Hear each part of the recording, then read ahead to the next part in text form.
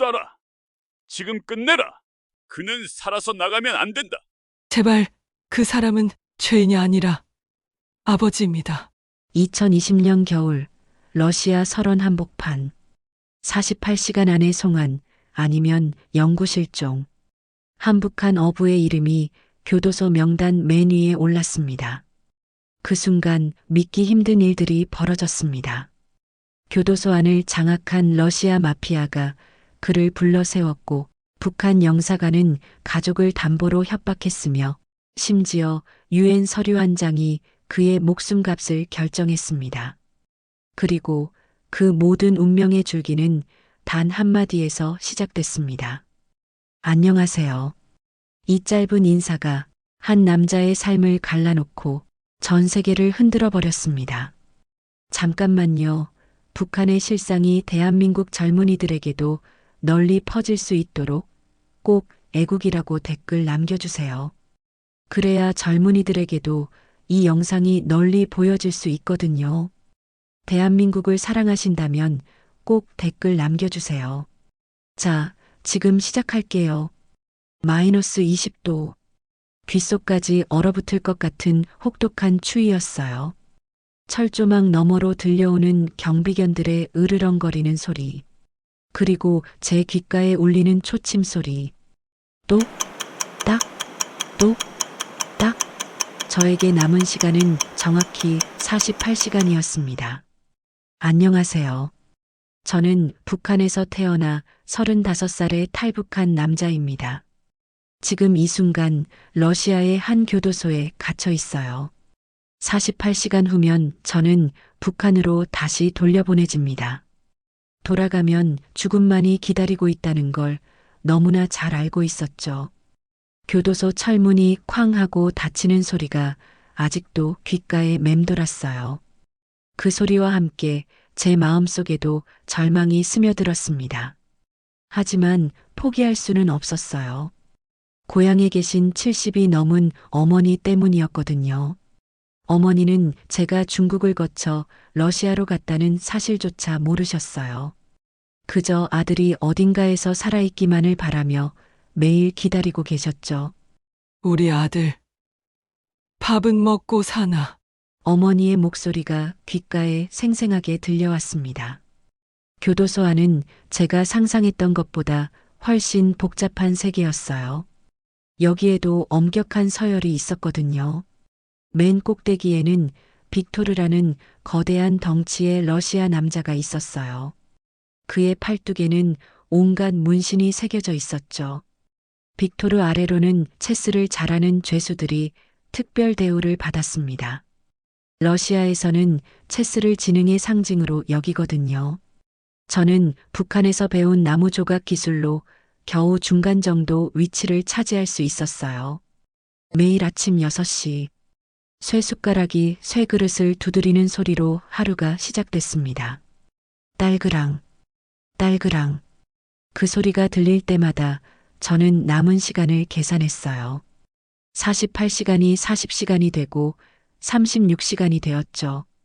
그런데 놀라운 일이 일어났어요. 어느 날 교도관이 제게 다가와서 말했습니다. 너 국제기구에서 면담 신청이 들어왔다. 바로 유엔 난민기구였어요.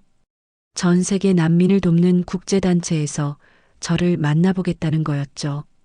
하지만 문제가 있었어요. 면담 일정이 정확히 48시간 후였습니다. 북한 송환 시간과 딱 맞아떨어지는 거였어요.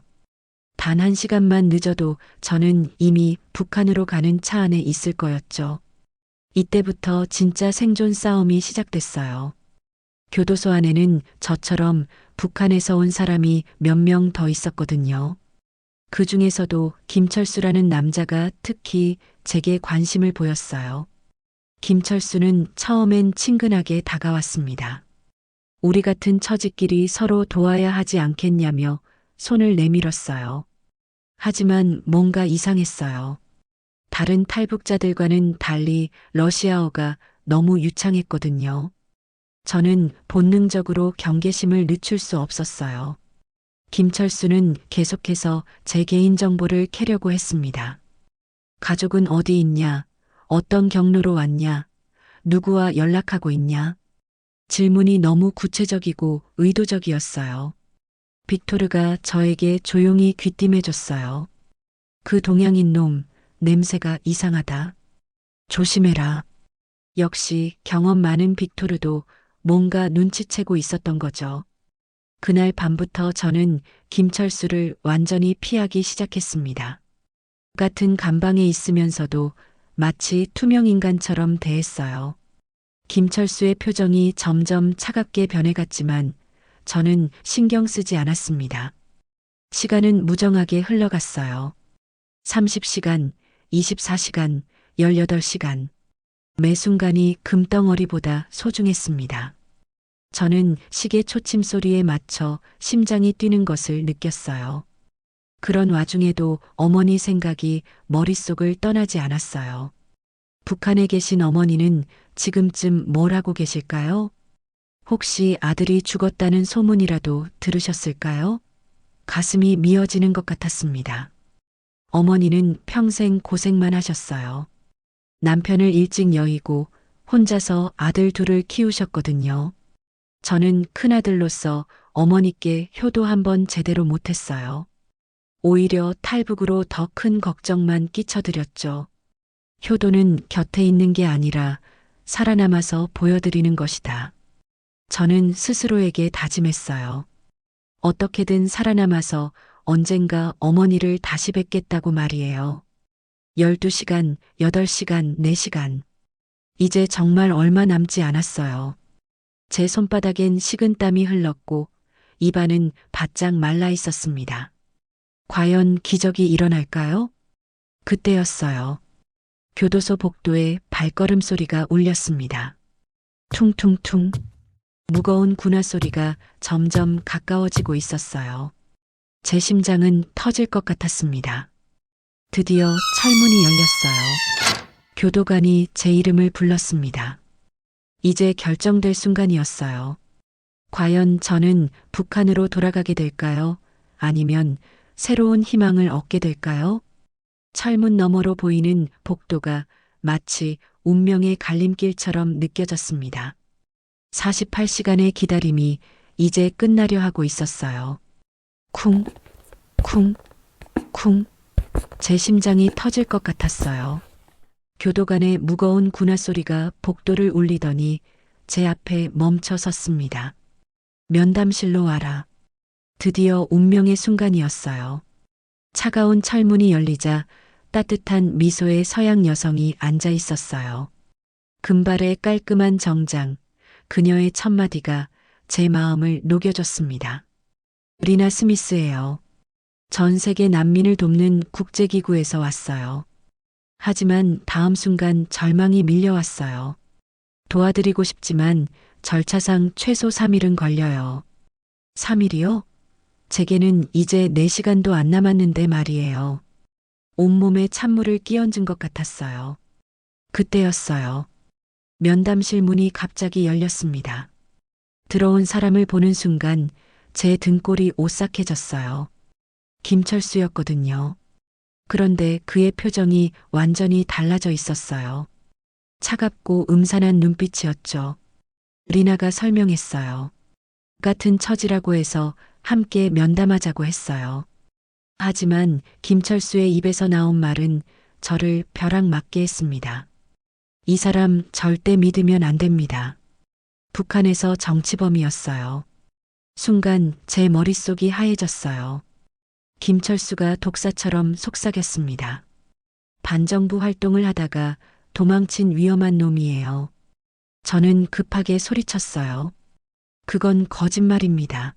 저는 굶어 죽기 싫어서 탈북한 거예요. 하지만 김철수는 귀신 같은 웃음을 지으며 주머니에서 종이 한 장을 꺼냈어요. 증거가 여기 있어요. 그 종이에는 정말 제 사진이 붙어 있었어요. 북한에서 발행한 수배 전단이라고 했죠. 저는 온몸이 얼어붙는 것 같았습니다. 리나가 그 종이를 받아들고 자세히 살펴보기 시작했어요. 저는 심장이 멎을 것 같았습니다. 만약 이게 진짜로 보인다면 저는 즉시 정치범으로 분류돼서 북한행이었거든요. 하지만 기적이 일어났어요. 리나의 얼굴에 의심스러운 표정이 스쳐갔습니다. 그녀가 김철수를 날카롭게 쳐다보더니 말했어요. 이상하네요. 이 문서에 북한 공식 도장이 없어요. 김철수의 얼굴이 순간 굳어졌어요. 리나가 계속했습니다. 게다가 이 종이 재질도 북한에서 쓰는 것과 완전히 달라요. 제 가슴이 두근두근 뛰기 시작했어요. 리나가 김철수의 거짓을 눈치채고 있는 거였죠. 리나의 목소리가 더욱 단호해졌습니다. 북한 공문서라면 특별한 형식이 있어야 해요. 하지만 이건 그냥 인쇄소에서 만든 것 같네요. 김철수가 식은땀을 흘리기 시작했어요. 갑자기 김철수가 벌떡 일어나더니 소리쳤어요. 당신이 뭘 안다고 그래요? 하지만 이미 늦었어요. 그의 정체가 드러나고 있었거든요. 리나가 조용하지만 무서운 목소리로 물었어요. 당신 정말 북한 출신이 맞나요? 김철수는 입만 벙긋거리며 대답하지 못했어요. 그 순간 교도관이 들어와서 김철수를 붙잡았어요. 나중에 알게 됐지만 김철수는 북한 정보원이었어요. 탈북자들을 감시하고 거짓 증거를 만들어 다시 북한으로 보내는 일을 하고 있었던 거죠. 저는 온몸이 부들부들 떨렸어요. 만약 리나가 눈치채지 못했다면 저는 지금쯤 북한행 차에 실려 있었을 거예요. 어머니를 영영 못 봤을 거였죠.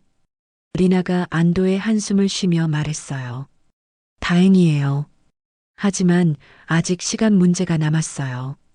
맞아요. 거짓 증거는 막았지만 송환까지 4시간도 안 남았거든요. 마지막 방법이 있어요. 리나의 목소리에 결의가 서렸어요. 러시아 정부에 긴급 연락해서 인도적 차원에서 송환 연기를 요청하는 거예요. 리나가 즉시 전화를 걸기 시작했어요. 러시아어로 진행되는 통화 내용은 알 수 없었지만 리나의 표정으로 상황을 짐작할 수 있었어요. 처음엔 어두웠다가 점점 밝아졌거든요. 긴 통화가 끝났어요.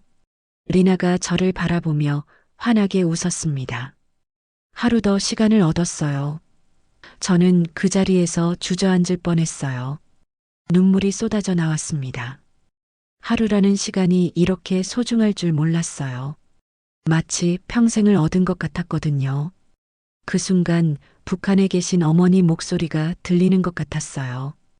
우리 아들아, 살아만 있어다오. 하지만 기쁨도 잠시였어요. 리나의 표정이 갑자기 심각해졌거든요.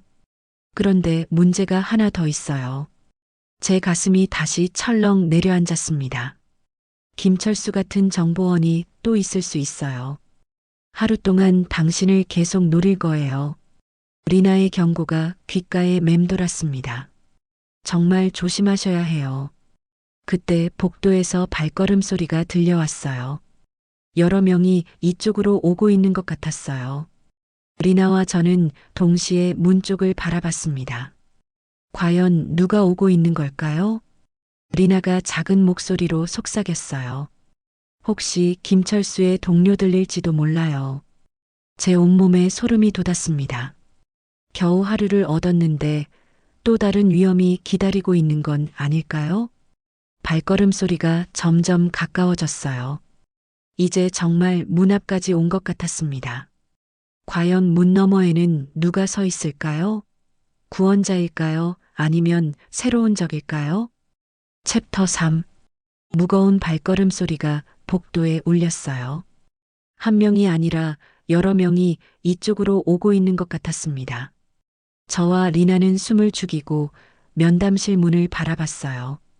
제 가슴이 쿵쾅쿵쾅 뛰었습니다. 문이 열렸어요. 다행히 교도소장이었습니다.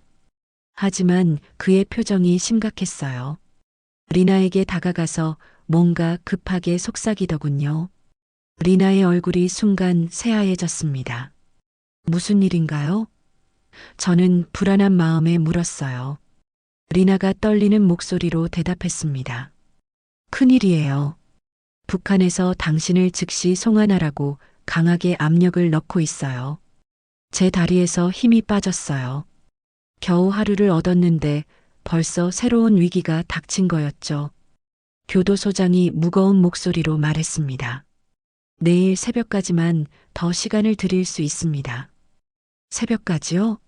그럼 이제 정말 15시간밖에 안 남은 거였어요. 하루 같던 시간이 갑자기 모래알처럼 빠져나가는 것 같았습니다. 더 큰 문제가 있었어요. 김철수가 어디론가 사라져버렸다는 거였어요. 교도관들이 조사하려고 했는데 흔적도 없이 도망쳐버린 거죠. 분명 동료들에게 연락했을 거예요. 리나가 심각한 표정으로 말했습니다. 이제 교도소 안에서도 안전하지 않아요. 김철수의 동료들이 당신을 해칠 수도 있거든요. 저는 온몸이 얼어붙는 것 같았어요. 그때 빅토르가 나타났어요. 평소보다 훨씬 긴장한 모습이었습니다. 야, 친구. 내 주변이 위험해. 새로운 놈들이 너를 찾아다니고 있어. 빅토르의 경고가 귓가에 맴돌았어요. 밤이 되었어요. 교도소 전체가 고요했지만 뭔가 불길한 기운이 감돌았습니다. 제 감방에는 낯선 죄수가 새로 들어왔어요. 말도 없고 계속 저만 쳐다보는 이상한 사람이었죠. 새벽 2시쯤이었을까요? 갑자기 복도에서 소란스러운 소리가 들렸어요. 누군가 몸싸움을 하는 소리 같았습니다. 그리고 제 감방 쪽으로 발걸음이 다가오고 있었어요. 새로운 죄수가 갑자기 일어나더니 제게 다가왔어요. 그의 손에 차가운 쇠붙이가 번뜩였습니다. 날카로운 칼이었어요. 저는 반사적으로 몸을 피했습니다. 칼날이 제 팔을 스쳤어요. 따끔한 아픔과 함께 따뜻한 피가 흘러내렸습니다. 누가 시켰어? 저는 소리쳤지만 그는 대답 대신 다시 칼을 휘둘렀어요. 바로 그때 감방 문이 벌컥 열렸어요. 빅토르와 그의 부하들이 들어왔습니다. 빅토르가 그 죄수를 한 주먹에 쓰러뜨렸어요. 쿵 하는 소리와 함께 칼이 바닥에 떨어졌습니다. 빅토르가 저에게 급하게 말했습니다. 이제 정말 위험해. 여기 있으면 죽을 수도 있어. 나와 함께 가야 해. 하지만 교도소에서 어떻게 나간다는 거죠? 내가 아는 비밀길이 있어. 빅토르의 눈에 결의가 서렸어요. 지하 보일러가 있는 곳으로 가면 교도소 밖으로 나갈 수 있어.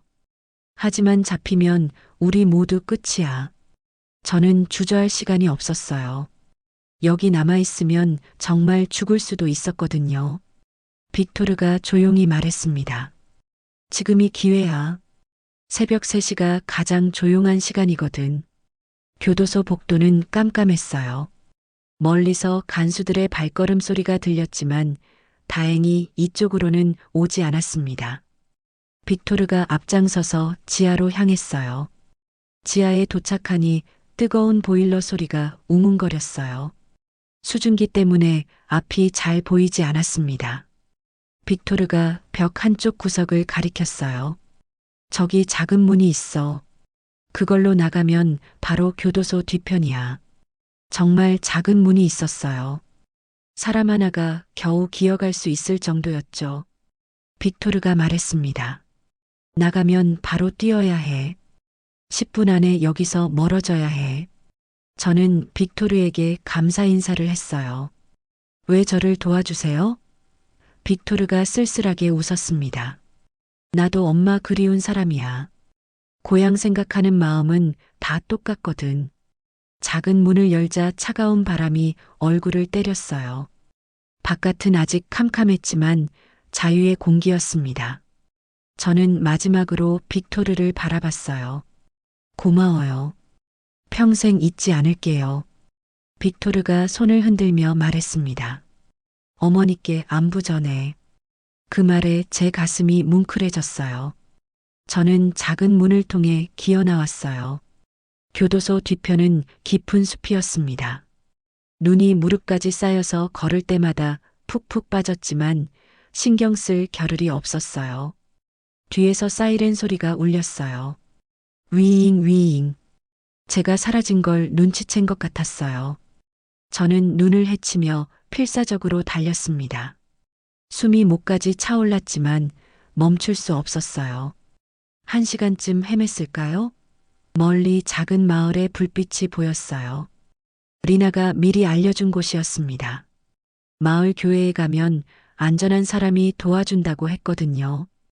교회 문을 조심스럽게 두드렸어요. 톡톡톡. 늙은 신부님이 나오셨습니다. 리나에게서 연락받았소. 어서 들어오시오. 따뜻한 교회 안에 들어서자 비로소 안도의 한숨이 나왔어요. 신부님이 따뜻한 목소리로 말씀하셨어요.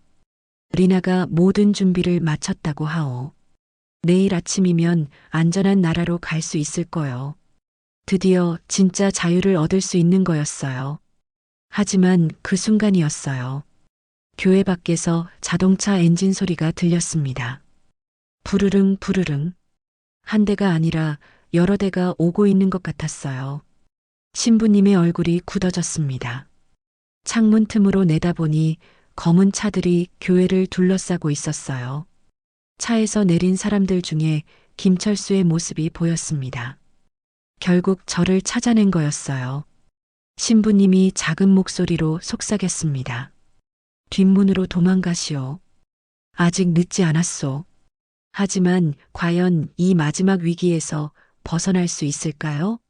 북한에 계신 어머니를 다시 뵐 수 있을까요? 챕터 4. 검은 차들이 교회를 완전히 둘러쌌어요. 한 대, 두 대가 아니었습니다. 5대나 되는 차에서 내린 사람들의 발걸음이 자갈을 밟으며 다가왔어요. 저는 가슴이 터질 것 같았습니다. 창문 틈으로 내다보니 김철수가 서 있었어요. 그런데 이번엔 혼자가 아니었습니다. 옆에는 더 무서워 보이는 남자가 있었어요. 검은 코트에 선글라스를 낀 그 남자를 보는 순간 온몸이 얼어붙었습니다. 신부님이 제게 속삭였어요. 뒷문으로 가세요. 아직 늦지 않았어요. 하지만 제 다리는 후들거렸습니다. 너무 오래 도망쳐서 기력이 바닥났거든요. 바로 그때였어요. 교회 문을 두드리는 소리가 울렸습니다. 똑똑똑. 처음엔 정중하게 두드리더니 점점 거세졌어요. 쿵쿵쿵. 마치 문을 부수려는 것 같았습니다. 김철수의 목소리가 들렸어요. 신부님, 저희가 찾는 사람이 여기 있을 거예요. 신부님이 문 앞에 서서 단호하게 답하셨습니다. 이곳은 하나님의 집입니다. 하지만 밖의 사람들은 신경 쓰지 않는 것 같았어요. 뒷문에서도 소리가 들리기 시작했거든요. 완전히 포위당한 거였습니다. 이제 정말 갈 곳이 없었어요. 그 순간 북한에 계신 어머니 생각이 났어요. 우리 아들아, 어디서든 살아만 있어다오. 어머니의 목소리가 귓가에 생생하게 들렸습니다. 살아야 해요. 어떻게든 살아남아야 했어요. 신부님이 제단 뒤를 가리키셨어요. 저기 작은 공간이 있어요. 잠시 숨으세요. 제단 뒤에는 바닥에 작은 문이 있었습니다. 잘 보이지 않는 곳에 숨겨진 문이었어요. 그 문을 열자 좁은 지하 공간이 나타났어요. 한 사람이 겨우 들어갈 수 있을 정도였습니다. 오래된 성경책들과 촛불이 쌓여 있었어요. 먼지 냄새가 코를 찔렀습니다. 위에서 발걸음 소리가 울렸어요.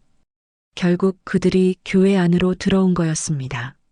무거운 군화가 나무 바닥을 밟는 소리가 머리 위로 울려 퍼졌어요. 저는 숨을 죽이고 있었습니다. 심장 소리가 너무 커서 들킬까봐 무서웠어요. 위에서는 의자를 뒤지는 소리, 문을 여닫는 소리가 계속 들렸습니다. 그때 제 손에 뭔가 딱딱한 것이 만져졌어요. 나무로 된 작은 상자였습니다. 어둠 속에서 조심스럽게 열어보니 종이가 들어 있었어요. 뭔가 중요한 것 같았습니다. 발걸음 소리가 제단 근처로 다가왔어요. 바로 제 머리 위였습니다. 누군가 제단 위의 물건들을 뒤지고 있었어요. 책 넘기는 소리, 촛대 만지는 소리가 들렸습니다. 저는 숨도 제대로 쉴 수 없었어요. 조금이라도 소리를 내면 바로 들킬 것 같았거든요. 온몸이 떨렸고 식은땀이 등을 타고 흘렀습니다. 김철수가 소리쳤어요.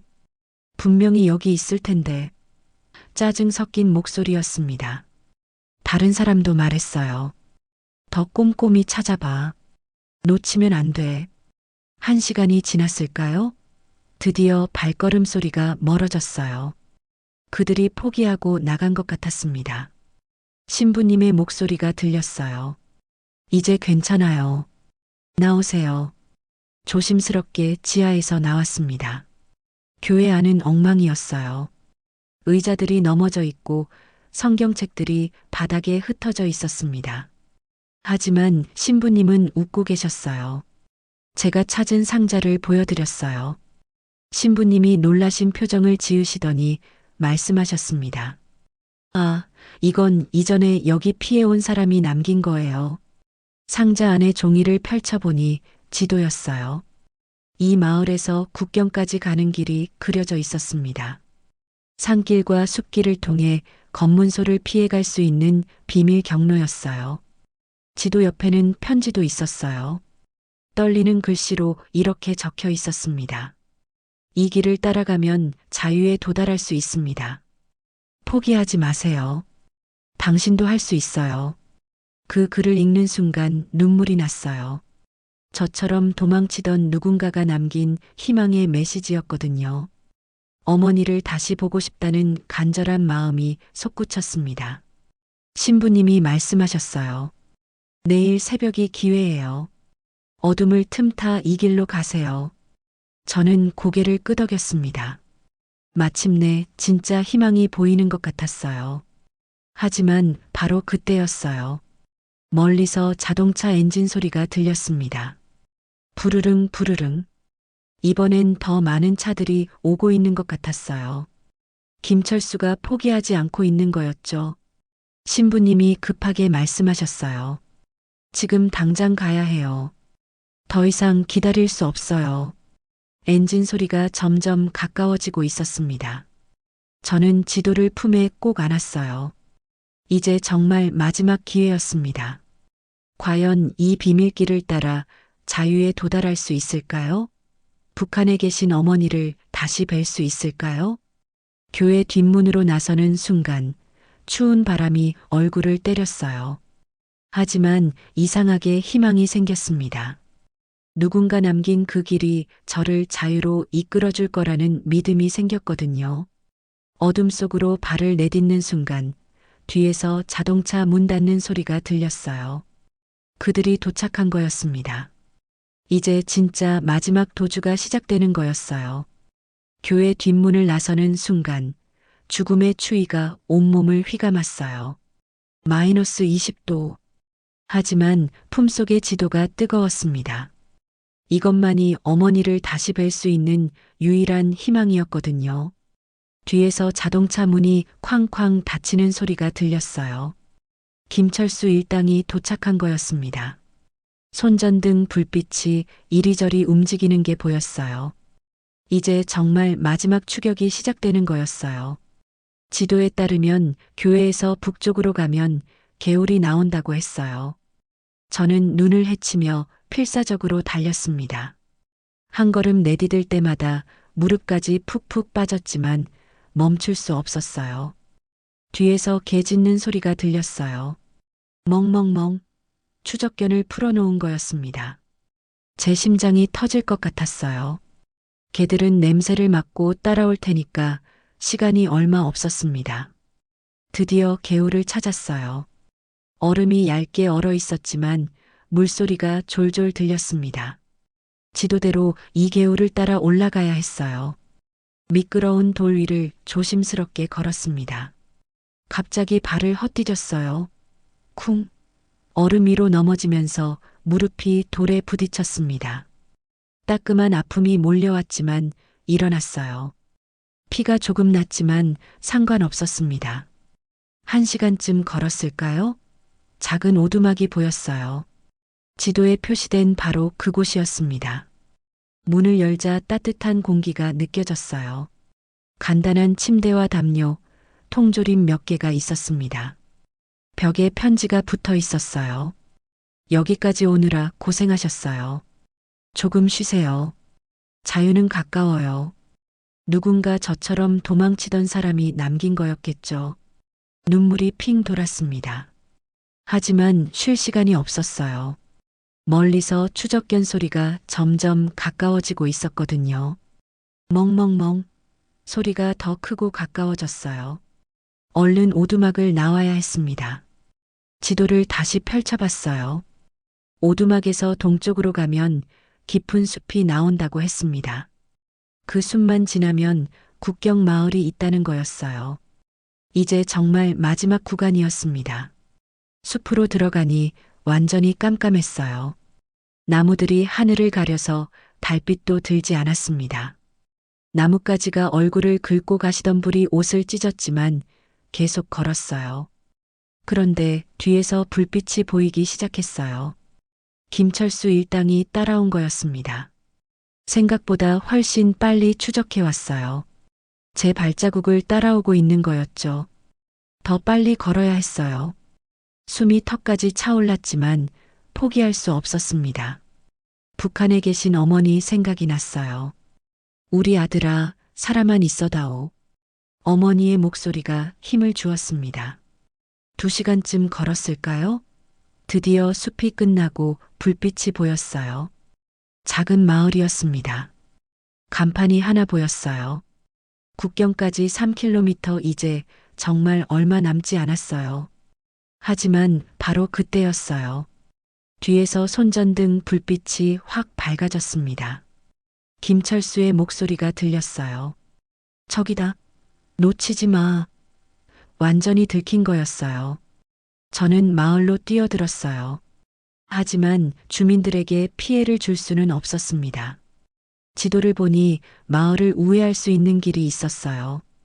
뒤편 언덕으로 가는 길이었습니다. 언덕은 가팔랐어요.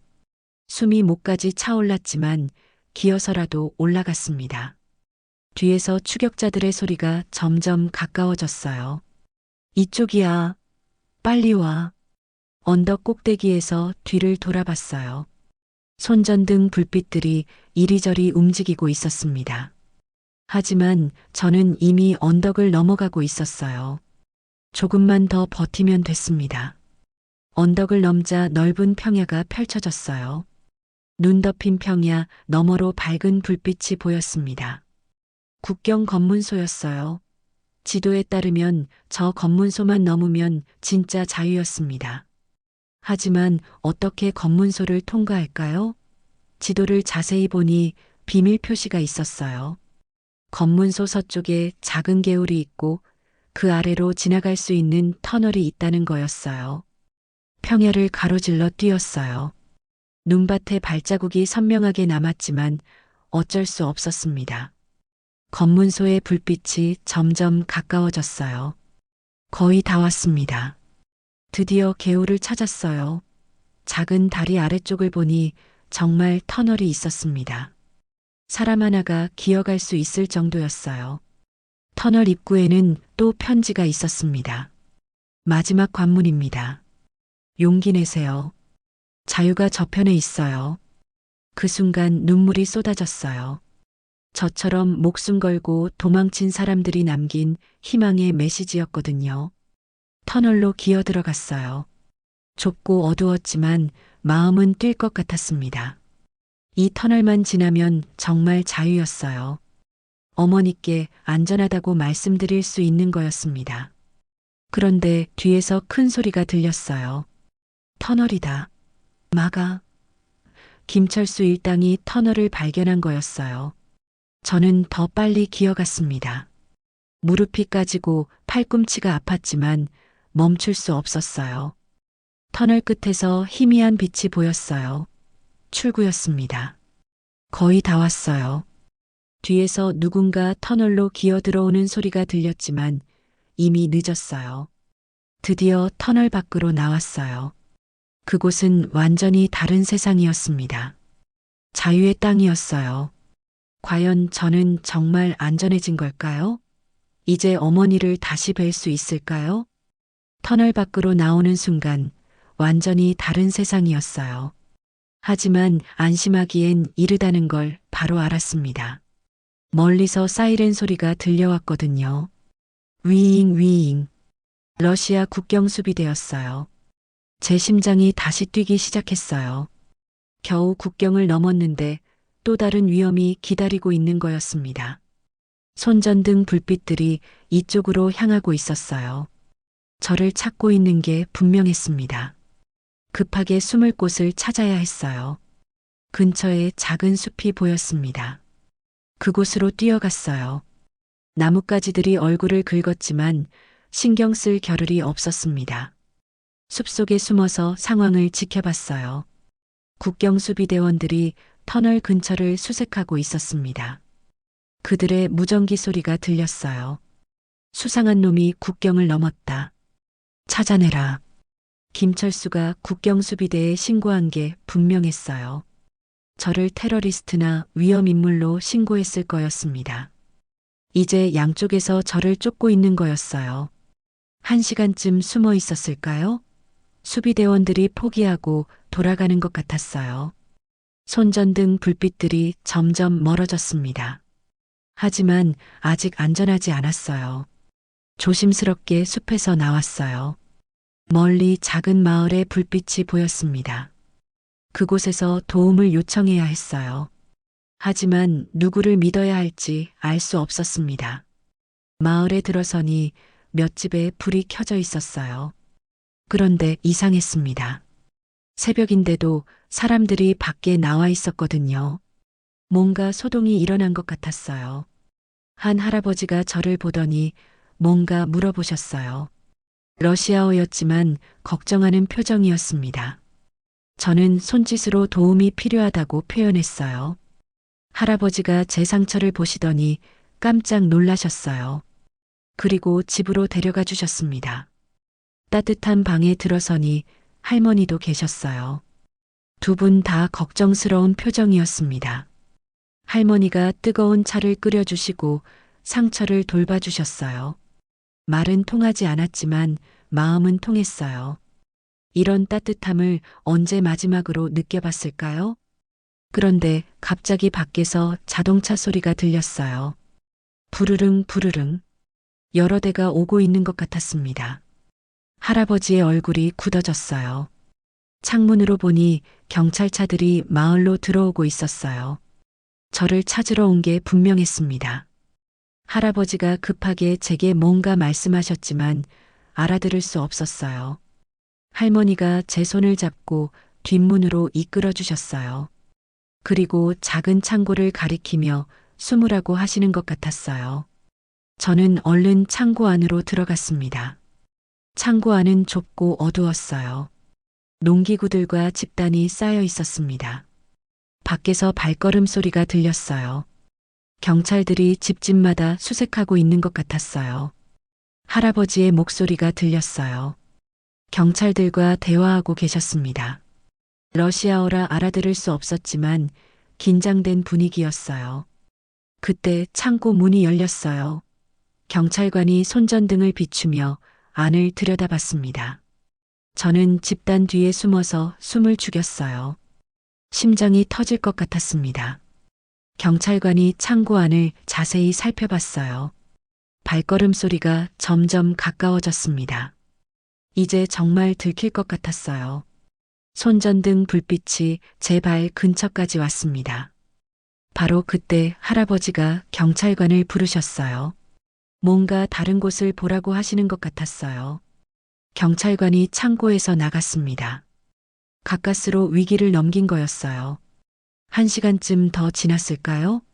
드디어 경찰차들이 떠나는 소리가 들렸어요. 할아버지가 창고로 와서 괜찮다고 하셨습니다. 저는 온몸이 땀에 젖어 있었어요. 집으로 들어가니 할머니가 걱정스러운 표정으로 기다리고 계셨어요. 저는 두 분께 깊이 고개를 숙였습니다. 생명의 은인이셨거든요. 하지만 할아버지의 표정이 심각했어요. 뭔가 말씀하시려다가 망설이셨습니다. 그러시더니 오래된 신문을 꺼내서 보여주셨어요. 신문에는 제 사진이 실려 있었어요. 러시아어였지만 위험인물, 테러 용의자라는 단어들이 보였습니다. 김철수가 저를 완전히 다른 사람으로 만들어버린 거였어요. 이제 상황이 심각해졌어요. 단순한 탈북자가 아니라 테러 용의자로 몰린 거였습니다. 어떤 경찰도 어떤 기관도 저를 도와주지 않을 거였어요. 할아버지가 뭔가 결심한 듯 말씀하셨어요. 그리고 오래된 지도를 꺼내서 보여주셨습니다. 다른 나라로 가는 길이 표시된 지도였어요. 할머니가 가방을 준비해 주셨어요. 음식과 따뜻한 옷을 넣어 주셨습니다. 두 분 다 저를 위험에서 구해주려고 하고 계셨어요. 할아버지가 창밖을 보시더니 지금 떠나야 한다고 하셨어요. 새벽이 되기 전에 마을을 벗어나야 한다는 거였습니다. 경찰들이 다시 올 수도 있었거든요. 저는 두 분께 마지막 인사를 드렸어요. 평생 잊지 못할 은혜였습니다. 할머니가 제 손에 작은 십자가를 쥐어주셨어요. 행운을 빌어주시는 거였겠죠. 뒷문으로 나서는 순간 다시 추위가 몰려왔어요. 하지만 이번엔 희망도 함께 있었습니다. 할아버지가 알려주신 길을 따라가면 진짜 안전한 곳에 도착할 수 있을 거였어요. 하지만 멀리서 다시 사이렌 소리가 들렸어요. 위잉 위잉. 그들이 포기하지 않고 있는 거였습니다. 과연 저는 이 마지막 위기를 넘길 수 있을까요? 지도에 따르면 이곳에서 북쪽으로 10km 가면 다른 나라 국경이 나온다고 했어요. 그곳만 넘으면 정말 안전할 거였습니다. 하지만 그 길에는 또 어떤 위험이 기다리고 있을까요? 할아버지가 알려주신 길을 따라 북쪽으로 걸었어요. 10km만 가면 안전한 나라 국경이라고 하셨거든요. 하지만 산길은 험했습니다. 눈이 허리까지 쌓인 곳도 있었어요. 2시간쯤 걸었을까요? 다리가 후들거렸습니다. 그런데 멀리서 따뜻한 불빛이 보였어요. 산 중턱에 작은 오두막이 있었습니다. 혹시 잠시 쉴 수 있을까 해서 가까이 갔어요. 오두막 문을 조심스럽게 두드렸어요. 똑똑똑. 안에서 발걸음 소리가 들렸습니다. 문이 열리자 수염이 하얀 할아버지가 나오셨어요. 저를 보시더니 깜짝 놀라셨습니다. 도와주세요. 저는 떨리는 목소리로 말했어요. 할아버지가 저의 상처투성이 모습을 보시더니 안으로 들여보내 주셨습니다. 벽난로에 따뜻한 불이 타고 있었어요. 할아버지는 말씀이 별로 없으셨지만 친절하셨어요. 뜨거운 수프를 끓여주시고 담요도 덮어주셨습니다. 며칠 만에 느끼는 사람의 온정이었어요. 그런데 할아버지가 갑자기 라디오를 틀었어요. 러시아 뉴스가 나왔는데 저와 관련된 내용이 흘러나왔습니다. 위험한 탈출범을 찾고 있다는 방송이었어요. 할아버지의 표정이 굳어졌어요. 저를 보는 눈빛이 달라졌습니다. 저는 급하게 손사래를 치며 말했어요. 저는 나쁜 사람이 아니에요. 북한에서 도망쳐 온 사람이에요. 할아버지가 잠시 고민하시더니 고개를 끄덕이셨어요. 그리고 제 손을 따뜻하게 잡아주셨습니다. 믿어주시는 거였어요. 그 순간 눈물이 날 뻔했습니다. 여기서 하룻밤 쉬어가거라. 할아버지가 러시아어로 말씀하셨지만 뜻을 알 수 있었어요. 표정과 몸짓으로 느껴졌거든요. 정말 고마웠습니다. 하지만 밤중에 이상한 소리가 들렸어요. 밖에서 발걸음 소리가 났습니다. 여러 명이 오두막 주변을 돌아다니고 있는 것 같았어요. 할아버지도 깨어나셨습니다. 창문 틈으로 살짝 내다보니 손전등을 든 사람들이 보였어요. 경찰인지 다른 사람들인지 알 수 없었습니다. 하지만 뭔가 수상했어요. 너무 조용히 다가오고 있었거든요. 할아버지가 제게 속삭였어요. 지하로 가라. 바닥에 작은 문이 있었어요. 지하 저장고였습니다. 저는 급하게 그곳으로 내려갔어요. 지하는 좁고 어두웠어요. 감자와 양파 냄새가 났습니다. 위에서 할아버지가 문을 덮어주셨어요. 그리고 곧 누군가 오두막 문을 두드리는 소리가 들렸습니다. 문 열어. 거친 목소리였어요. 경찰이라기보다는 나쁜 사람들 같았습니다. 할아버지가 문을 여는 소리가 들렸어요. 여기 수상한 놈이 왔을 거야. 위협적인 목소리가 들렸습니다. 할아버지가 뭔가 대답하셨지만 떨리는 목소리였어요. 발걸음 소리가 집안을 돌아다니고 있었어요. 그들이 저를 찾고 있는 거였습니다. 의자가 넘어지고 그릇이 깨지는 소리가 들렸어요. 저는 지하에서 숨을 죽이고 있었어요. 심장이 터질 것 같았습니다. 만약 발견되면 할아버지까지 위험해질 거였거든요. 1시간쯤 지났을까요? 드디어 그들이 포기하고 떠나는 것 같았어요. 발걸음 소리가 멀어져 갔습니다. 할아버지가 지하실 문을 열어주셨어요. 이제 괜찮다. 할아버지가 안심시켜 주셨어요. 하지만 집안은 엉망이었습니다. 저 때문에 할아버지가 피해를 입으신 거였어요. 새벽이 되자 할아버지가 지도를 꺼내서 보여주셨어요. 국경까지 가는 안전한 길을 알려주시는 거였습니다. 이 길로 가면 안전한 곳에 도착할 수 있다고 하셨어요. 할아버지가 가방에 음식과 따뜻한 옷을 넣어주셨어요. 그리고 작은 나무 십자가도 주셨습니다. 이것이 너를 지켜줄 거야 라고 하시는 것 같았어요. 떠날 시간이 됐어요. 할아버지께 깊이 인사드렸습니다. 위험을 무릅쓰고 저를 도와주신 분이었거든요. 할아버지도 제 어깨를 토닥여 주셨어요. 오두막을 나서서 할아버지가 알려주신 길을 따라 걸었어요. 이제 정말 마지막 구간이었습니다. 이 길만 가면 진짜 자유로운 나라에 도착할 수 있을 거였어요. 3시간쯤 걸었을까요? 드디어 큰 건물이 보였어요. 국경관리소였습니다. 태극기도 보였어요. 한국 영사관이 있는 곳이었습니다.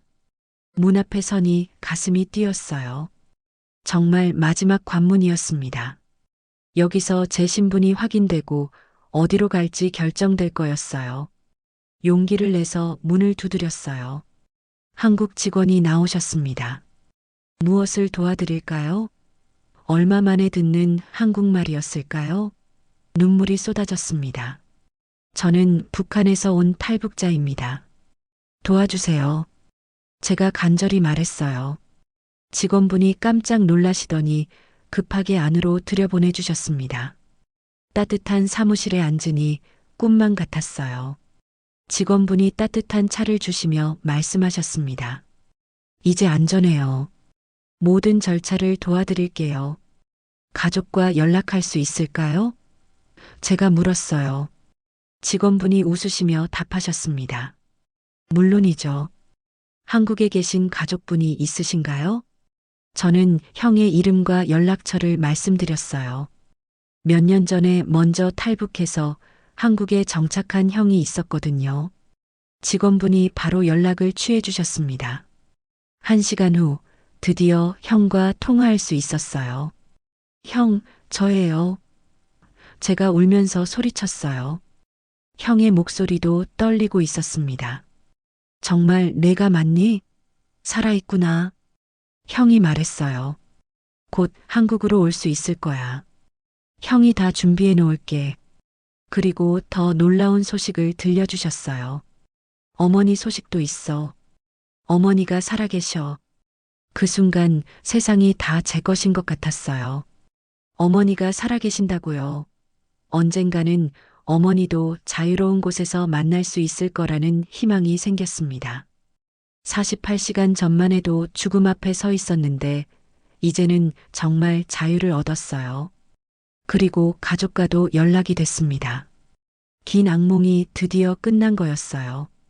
한국 영사관에서의 첫날 밤, 저는 제대로 잠을 이룰 수 없었어요. 너무 많은 일들이 꿈만 같았거든요.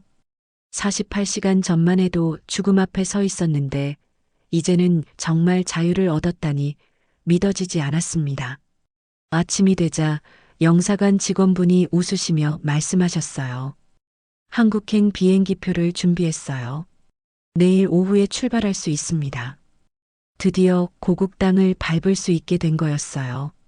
그날 오후 형에게서 또 전화가 왔어요. 공항에서 기다리고 있을게. 그리고 놀라운 소식이 하나 더 있어. 형의 목소리가 들뜨어 있었습니다. 어머니가 중국에 계신다는 확실한 소식을 들었어. 가슴이 뛰었어요. 어머니가 중국에 계시다고요? 정말이에요, 형?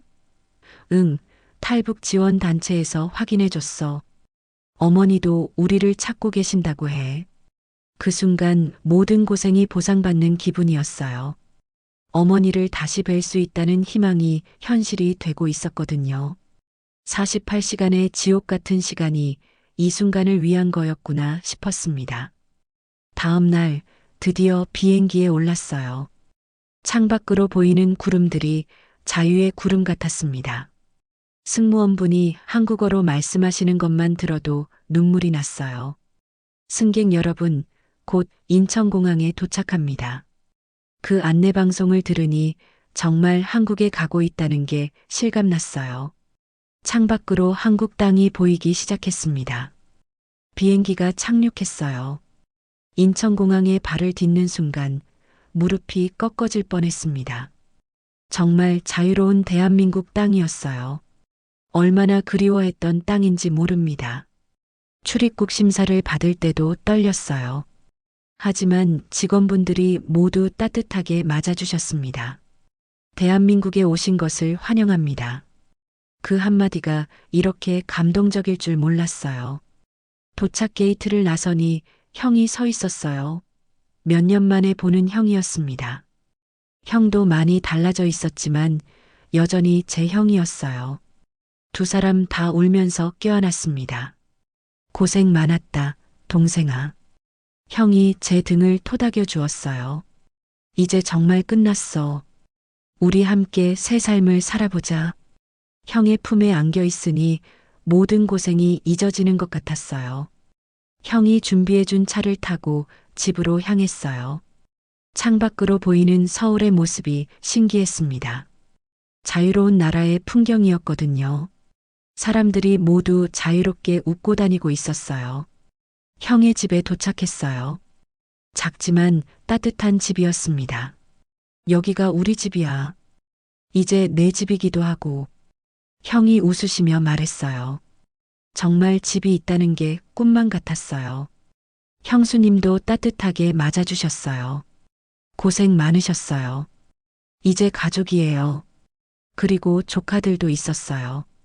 아직 어린 아이들이었지만 저를 삼촌이라고 불러주었습니다. 그날 저녁 가족들과 함께 첫 식사를 했어요. 한국 음식이 이렇게 맛있을 줄 몰랐습니다. 무엇보다 가족과 함께 먹는 밥이 세상에서 가장 맛있었어요. 형이 말했어요. 내일부터 한국어 공부하고 취업 준비도 해야 해. 쉽지 않을 거야. 괜찮아요, 형.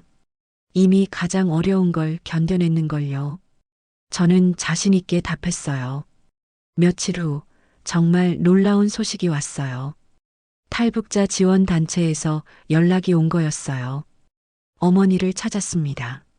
중국에서 한국 입국을 기다리고 계세요. 그 순간 온 세상이 다 제 것인 것 같았어요.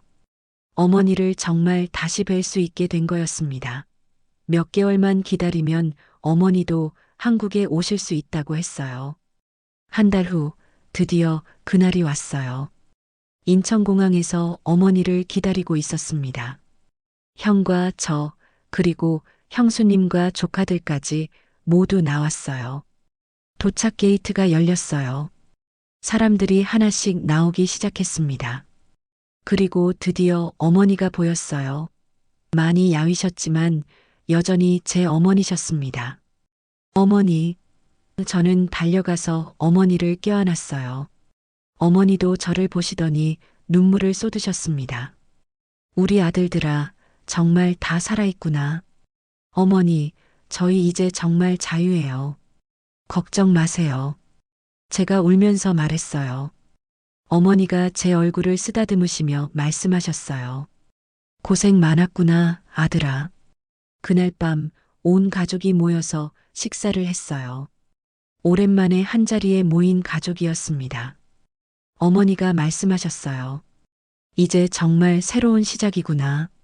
저는 지난 48시간을 생각해 봤어요. 그 짧은 시간 동안 죽음과 삶을 오갔지만 결국 이 순간을 위한 거였구나 싶었습니다. 빅토르, 리나, 신부님, 할아버지들. 저를 도와주신 모든 분들이 고마웠어요.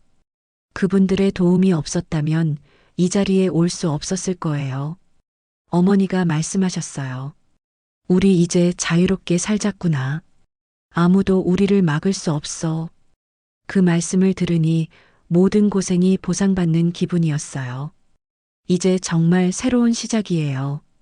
자유로운 대한민국에서 사랑하는 가족들과 함께 새로운 꿈을 꿀 수 있게 됐어요. 48시간의 악몽은 끝났고 희망찬 미래가 시작됐습니다. 자유가 얼마나 소중한지 이제 정말 알 것 같아요. 그리고 가족이 얼마나 소중한지도요. 앞으로는 이 자유를 소중히 여기며 제가 받은 도움을 다른 사람들에게도 전해주고 싶어요. 아버님, 어머님들, 48시간 동안 한 청년이 겪은 이야기 어떠셨나요? 이 청년처럼 여러분들도 힘든 시절을 겪으셨을 거예요.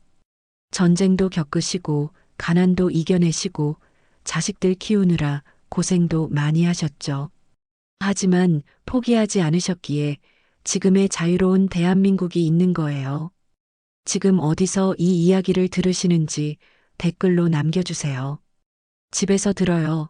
병원에서 들어요. 산책하면서 들어요. 뭐든 좋습니다. 여러분의 이야기가 듣고 싶어요. 그리고 혹시 여러분도 힘든 시절을 이겨낸 이야기가 있으시면 댓글로 들려주세요. 나도 그때 참 힘들었는데 하시는 분들 계실 거예요. 구독 버튼과 좋아요 버튼 꼭 한 번씩만 눌러주세요. 여러분의 따뜻한 마음이 저에게는 세상에서 가장 큰 힘이 됩니다. 존경하고 사랑합니다. 아버님, 어머님,